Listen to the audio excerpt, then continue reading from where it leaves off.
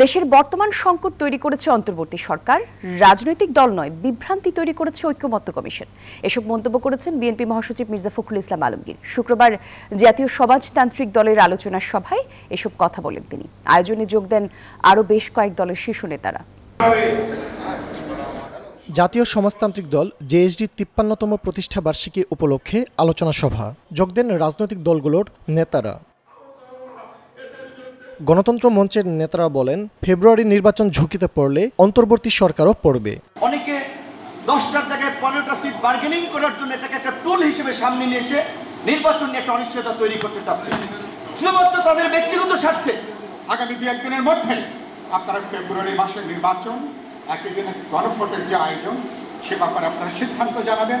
আচ্ছা, যে সরকার দেশে ভালো নির্বাচন দেবে, জনগণের কাছে গ্রহণযোগ্য নির্বাচন দেবে, সেই সরকার যদি প্রতারক হয়, তাহলে আমাদের করার কি আছে?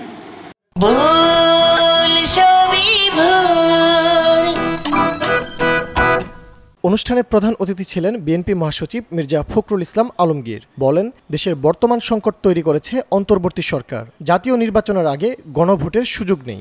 সেই নির্বাচনকে আজকে আপনার বানচাল করার জন্য, সেই নির্বাচনকে বিলম্বিত করবার জন্য একটা মহল উঠে পড়ে গেছে, বিভিন্নভাবে বিভিন্ন কথাবার্তা বলে জনগণকে বিভ্রান্ত করার চেষ্টা করছে। কিন্তু আমরা খুব পরিষ্কার করে বলতে চাই, গণভোট নির্বাচনের আগে করার কোনো সুযোগ এখন আর নাই। নির্বাচনের দিনই গণভোট হবে, সে কথা আমরা পরিষ্কার করে বলেছি। সেখানে দুটো ব্যালট থাকবে, একটি ভোট গণভোটের জন্য, আরেকটি হচ্ছে জাতীয় সংসদ নির্বাচনের। মির্জা ফখরুল বলেন, অন্তর্বর্তী সরকারের ওপর জনগণের আস্থা সৃষ্টি হয়েছিল, তবে বিশ্বাসঘাতকতা করেছে সরকার। আজকে যে সংকট তৈরি হয়েছে, এই সংকট সত্যিকার অর্থে তৈরি করেছে বর্তমান অন্তর্বর্তীকালীন সরকার। আমরা কোনো বিক্রয় করিনি, আমরা কোনো বিভ্রান্ত করিনি। বিভ্রান্ত বিশ্বাস যে আসে এই ঐক্যমত্য কমিশনে যারা দায়িত্বে আছেন তাদের কাছ থেকে এসে। জনগণের ভোটে ক্ষমতা এলে আন্দোলনের সহযোদ্ধাদের নিয়ে জাতীয় সরকার গঠন করবে বিএনপি, বলেন মির্জা ফখরুল।